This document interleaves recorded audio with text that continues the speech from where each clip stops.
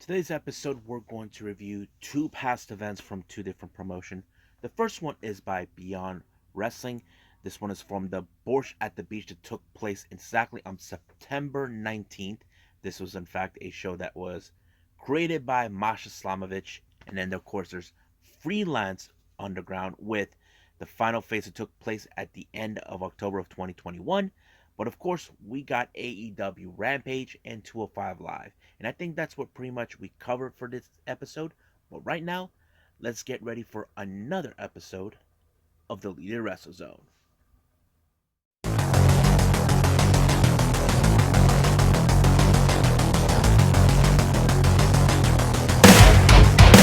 Are you ready?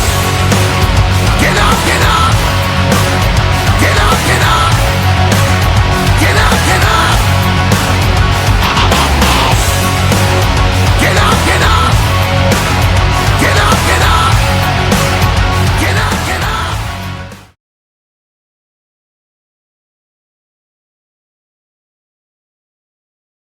Welcome everybody to the Lead Wrestle Zone. All things that is pro wrestling with AEW, NXT, New Japan Pro Wrestling, Impact Wrestling, the National Wrestling Alliance, various promotions, wrestlers, matches, and championships. I am your host, J Rod here. So, as I mentioned before, we got Beyond Wrestling with Borscht at the Beach. Now, don't ask me what the hell is Borscht on the Beach. It's some sort of cocktail drink that Masha Slamovich created. I don't even want to know what it is. Trust me, I just rather just not drink it. So her match was in fact was the opening one. There were other matches that I found out it was, but this one was the beginning of it. Masha set up in a match against none other than Alley Catch. Alley Catch did not want to have any Borscht. So basically, she started a fight. They took it all the way to the beach area and they got in the water. So it was a pretty good match. I think it was a lot of fun. But unfortunately, it was false counts anywhere. But it was Masha who actually won the match when she pinned her. So it was a pretty good, interesting, fun match. But sorry to say this, Allie had to drink the Borscht. So I thought it was very, very great. Now our next match is a six-man tag team match. We have from the a very good Lehigh Valley Wrestling Trio, which features Avery Good, Dan Champion, and Lucky 13, taking on the members of Raleigh, consistent of Alexander James, Logan Urton Rooks, and of course Richard Holiday. So this particular match, it seems like it was going in the this group, the Every Good Lehigh Wrestling, those guys, they were about to win the match, but however, this was a match that was stolen from them by Raleigh, even though this is the first time they have to do things without their fearless leader, Wheeler Yuta. Next match we have, of course, is Matt Kowski versus Red Titus. Now, this was a very, very good match because these guys are about the same type, the technical wrestling, pure wrestling style. That's sort of, it's like you got the veteran versus the up and comer type, and I think it was a pretty interesting match to follow. And I have to say it was good, but the surprising is how this match was ending. Mikowski actually picked up Titus and put him in an armbar right away, and Titus has no other choice but to tap out. I think it was a pretty good ending into this match. Next up, we got Teddy Good versus Mark Sterling, or as we know him, Smart Mark Sterling. Apparently, he had these ridiculous rules that apparently Teddy Goods cannot do. Basically, no top of the rope, no sharpshooter, all of that. So basically, this was a match that was stolen technically in a way, but it was really a most ridiculous match for people to say it's BS, which Sterling actually won in that sense. Next up, we got Alec Price taking on Chris Dickinson. As you know, this is before Dickinson got hurt. This was a huge opportunity for Alec Price, as you know, taking on a guy like Chris Dickinson. But however, the match ended with Becca helped Alec to win the match, and I don't think many fans like that. But if I was Alec, I would watch my shoulders if you know if you don't want Dirty Daddy to come after you. Next up, we got an interesting six-man tag team match with a club camp consistent of Aaron Rourke, Bobby Orlando, and Bryce Donovan, along with their manager Cam Zagami, versus Bear Country, Boulder and Bronson, and of course their partner Slade. This match was insane, fun, insane match. But I think the most amazing moment is when Slade tossed Bobby Orlando off this little area and into a board right there. Now, the match could have won under the favor of Slade and Bear Country, but they used the chair to knock him out and steal this match quickly. So this was a highway robbery match. Now the main event is none other than Killer Kelly, who just returned to the States, taking on legit Layla Hirsch. I thought this match was always good to watch because, Layla Hirsch is really amazing wrestler to watch with her abilities, what she can do for her size, and that's what exactly happened. Of course, there's only one main weapon that Layla Hirsch always wins, and that is, of course, the armbar, and that ended in that way. However, Killer Kelly did not take that kindly.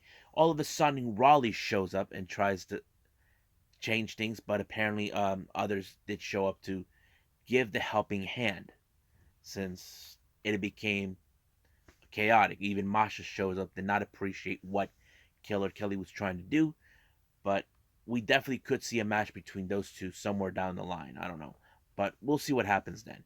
So I think that's pretty much it. I think it's time for Freelance Underground.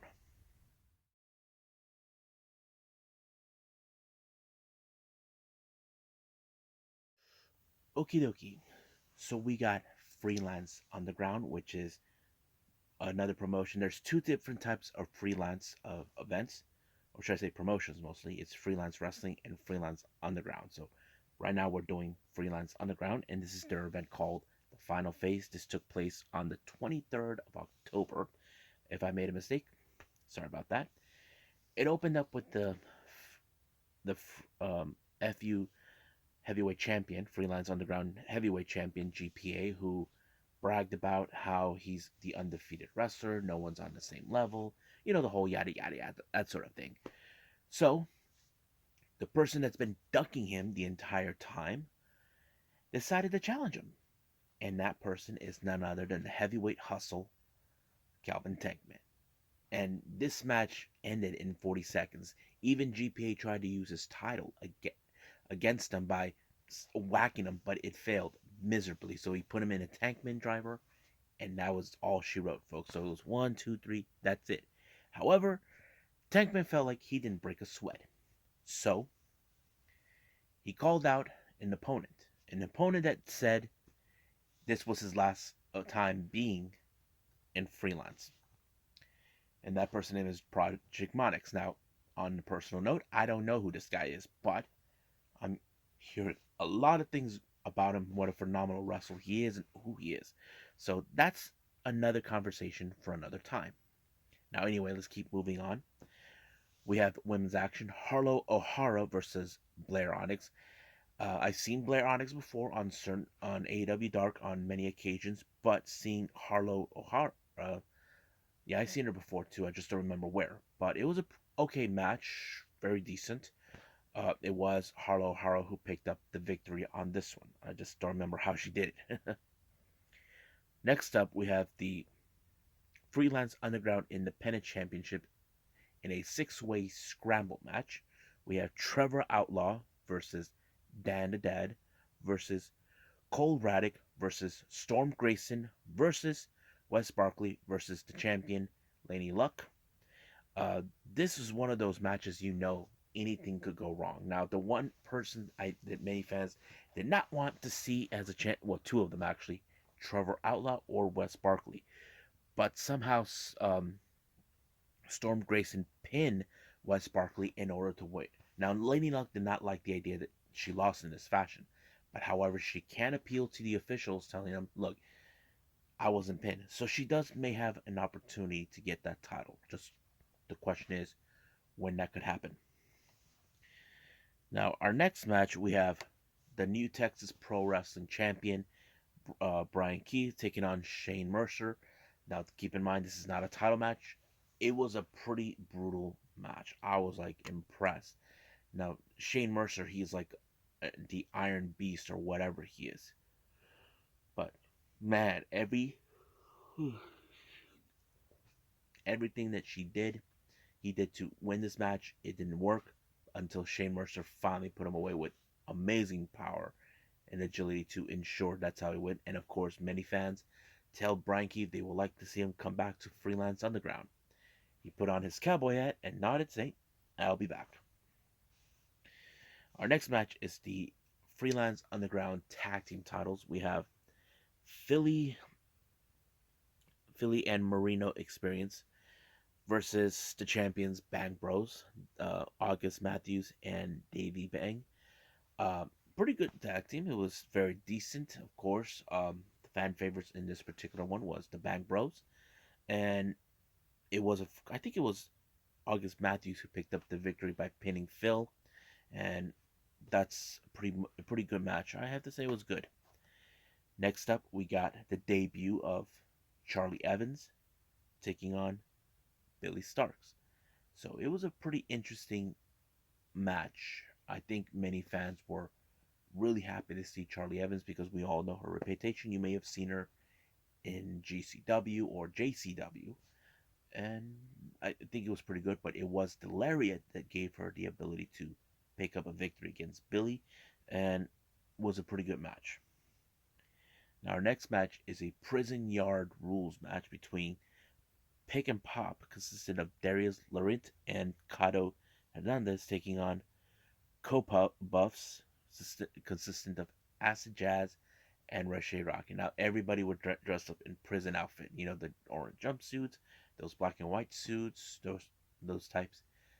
But it was, I think, who was it that took the fall? I think Acid Jazz was the one that took the was the one who was pinned through the table, allowing what's his name?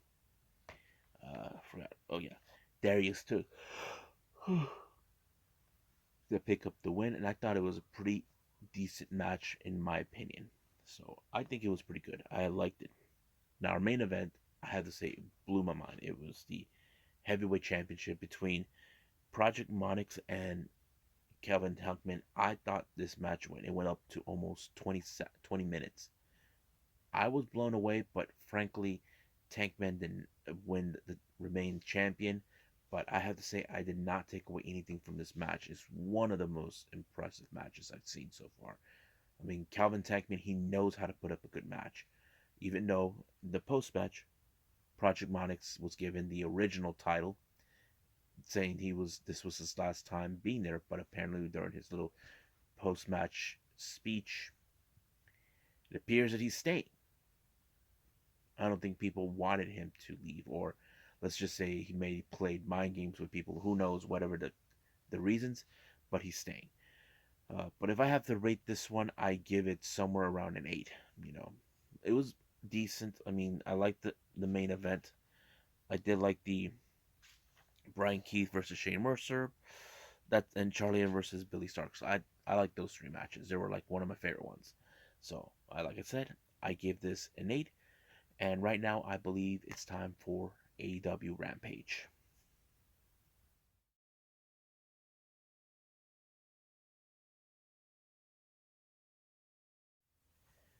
Alrighty then, so let's go with AEW Rampage. It opened up with Adam Cole being accompanied by members of the Elite, and of course, we got Red Dragon with them too, and Britt Baker taking on Trent Beretta, who's being accompanied by all the members of the Best Friends. Now, this match was amazing. It was good.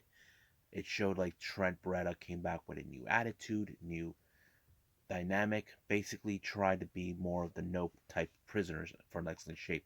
But keep in mind, you had the Bucks, Red Dragon, and Britt Baker, and of course, Socia Stooge being there too. But of course, at some point in this match, it all hell broke loose. It did give the ref the distraction it needed until Adam Cole low blowed Trent Beretta, and then he did the knee on the back, the final shot, and I think that's what allowed for Adam Cole to win the match. Now, keep in mind his feud is towards Orange Cassidy. We will see that match take place because, as you know, Adam Cole did stated he hasn't been pinned or submitted, but you may never know if he may lose to Orange Cassidy. He may see him differently, but we'll see from there. Now, our next match we have Shawn Spears, and of course, being accompanied by Wardlow, who doesn't seem like he wants to be there, but he's being tasked to keep an eye on him. He takes on Andrew Everett, and this match just kind of went a little quickly for him. He didn't break a sweat in this one until he put him in the C4, and 1, 2, 3, it was out. But however, during that, he sets up a promo calling Punk. He's saying he thinks that you're not the best in the world because he kind of questions him, like saying, "You've been gone for 7 years. I will put you out." And he knows how banged up he is after what Wardlow did to him. But you may never know how lucky maybe if CM Punk gets through Shawn Spears, then MJF has no other choice but, of course, to challenge him. Now, in relations of what happened with the Acclaim to set up a diss track, sending a message to Sting and Darby Allin, I hate to say this, but you guys, the Acclaim, will get their due team. They think they know them, but they don't know them completely. Look what happened with Team Taz. Now our next match is the most interesting one. Is women's trios action. We have one corner, the Bunny, Penelope Ford, and and Nyla Rose, along with Vicky taking on Layla Hirsch, Red Velvet, and Chris Statler. Keep in mind, things haven't been quite the same for both Hirsch and Statlander. They've been odds with each other recently. There was moments where Hirsch just tapped herself in, but the moment is that Statlander had the match won, but Hirsch tagged herself in, but there was a miscommunication between both of them, and this allowed for Penelope Ford and the Bunny and Nyla Rose to win the match. However, this is going to cause a very interesting dynamic in this one. Now, once again, we get the complaint by Dan Lambert and the Men of the Year, claiming that this is ridiculous, that now Cody that this whole thing with the interim title and the TNT title is ridiculous. They're saying there's a conspiracy that, you know, people are kissing Tony Khan's butt over this. And right now, Scorpio Sky, he's like the guy who wants that title. He doesn't care who has it, he wants it. So he claims that he will be the face of the company. So the real question is, when will that happen? We may never know. Now, after what happened this past Wednesday on Dynamite, Ricky Starks was demanding answers over the fact that Hobbs lost a big time match against Dante Martin due to the interference of Jay Lethal. However, Jay Lethal has had enough. He responded saying that it makes him sick to his stomach the way they were treating Dante Martin when he turned on them. And he says no one recognizes the FTW title. And he called Taz his dad to tell him, run by him everything. And Taz did not like that, but basically he does have a point. Ricky looks more like he wants to beat the crap out of him, but Jay Lethal just walked out. Like, I know you're going to lose it. So basically, this is going to lead into a different war. But he did state that he wants a shot of the FTW title. Taz doesn't believe he's FTW material, but you may never know for that. Now, our main event is the AEW World Tag Team titles with Dark Order's John Silver and Reynolds taking on Jurassic Express, Jungle Boy, and Luchasaurus. Man, what a match. It's great. There was no outside interference. Great moments, but however, it was Jungle Boy that made sure that Luchasaurus picked up the victory when he pinned, of course, John Silver on this one, and they retained the titles. I have to say it's a good match, but the real question now remains with the tag champions, who will be the next ones? Right now, the number one rank is the Acclaim, but if they lose the match against Sting and Darby, does this mean they'll be bumped down to number 2 and let whoever it is? We'll find out. But right now, let's move on with the last one, 205 Live.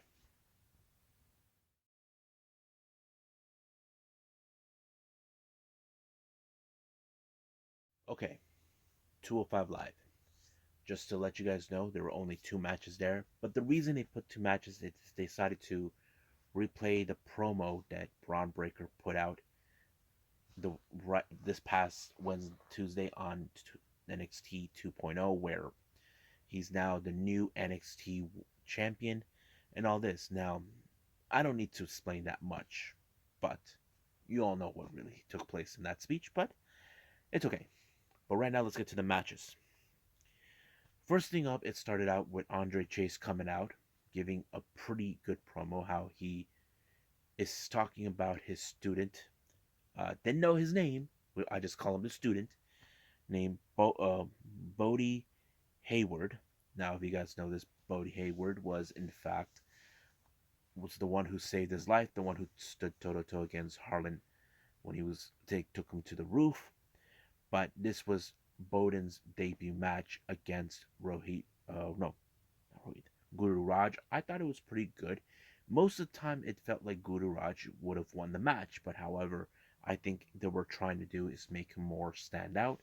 Dia saying, "Oh, he's a good kid. He did the right thing in helping Andre Chase dealing with all this and that." So, but he did pretty good. I think he will be a wrestler we definitely can get behind and pay attention to, but only time will tell. So he did win his match. Pretty impressive. Now our last match is Valentina Feroz versus Ivy Now. Now Ivy Now most of the time has been showboating. So basically it kind of she thinks that is like I don't break a sweat, that sort of thing. But it's going to cost her one way. But she does this unorthodox submission where she has Valentina Feroz in some sort of chokehold type. I don't know how you call it. I never seen anything like it, but it was very impressive, and that's how she won by that match. But it only takes a matter of time until we see her maybe competing for the NXT Women's title. So I think that's pretty much it. What we got with 205 Live, and I think I will end it with some news updates for all of you because there's some I may not have mentioned before.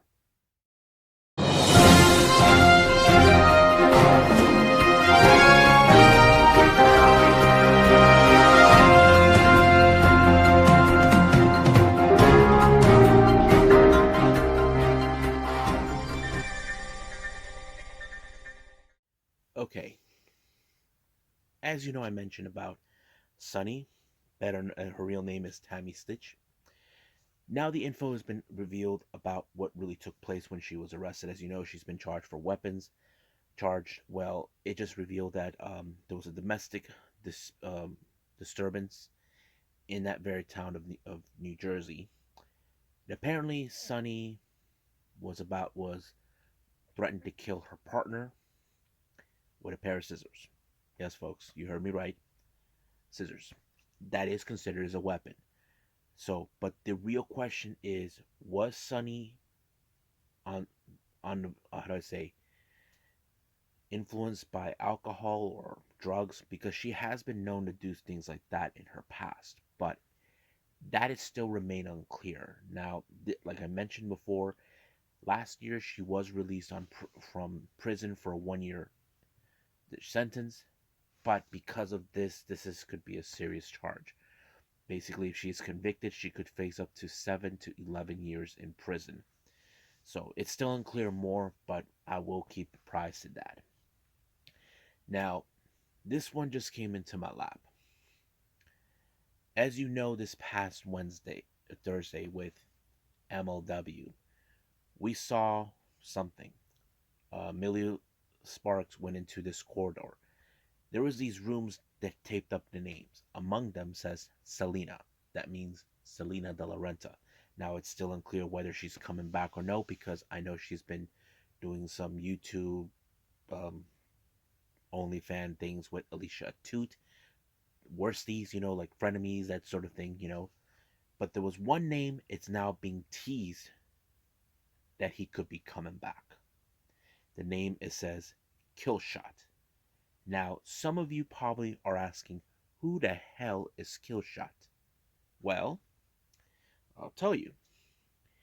Killshot is the name of a character from Lucha Underground that was portrayed by none other than Shane Strickland, better known as Isaiah Scott. Yes, folks, you heard me right. That's exactly who it is. It appears now it's a tease that we may be seeing Isaiah Scott possibly taking back his persona, Killshot, into MLW. Now, please keep in mind, Shane Strickland, aka Isaiah Scott, was the very first MLW World Champion when it was relaunched in 2017. His career with MLW went on to 2019.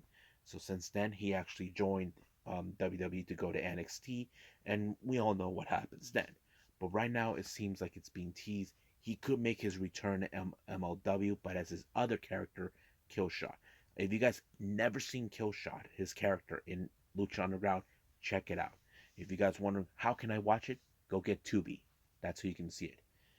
Now, this one I feel like I forgot to mention this, or should I say, share this with all of you. Recently, something is developing in Stardom, but this one is coming from backstage, mostly with Rossi Ogawa. There was a clip that was revealed. There was no. It went to the Stardom YouTube channel. There was no subtitles, but luckily, the English Twitter page found the subtitles. This is what's happening. Saya Kamitani, who goes explains that she won 3 consecutive matches in New Japan Pro Wrestling Ring, wants to have a match against Kota Ibushi. Now, I know what you guys are thinking.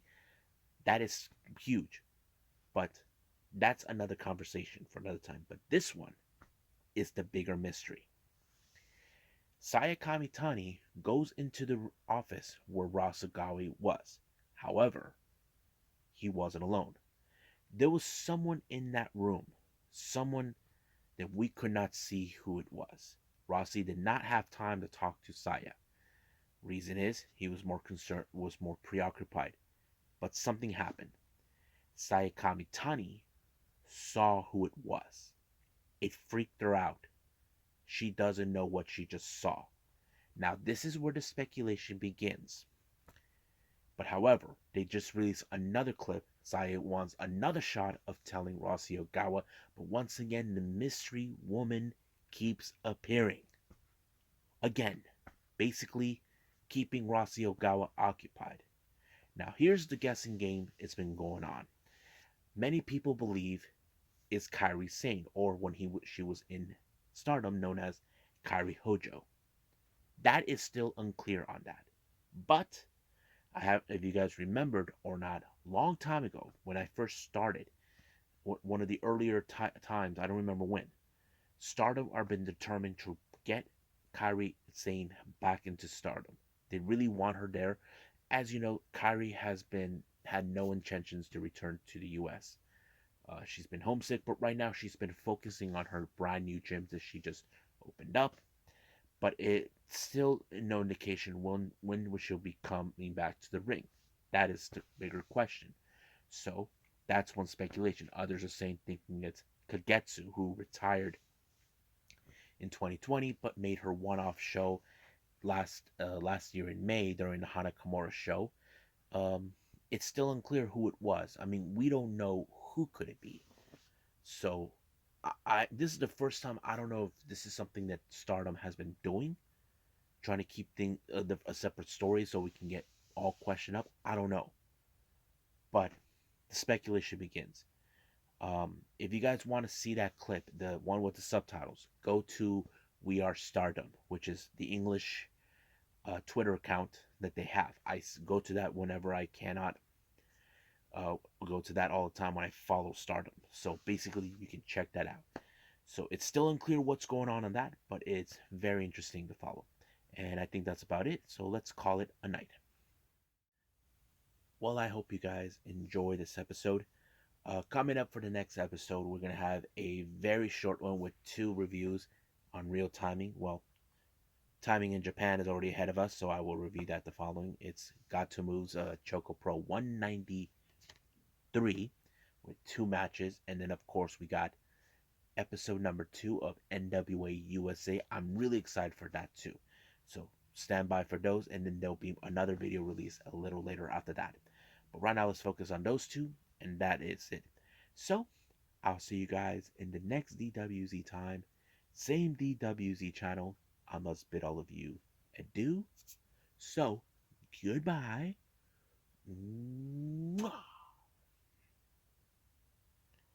And have a nice day. Bang.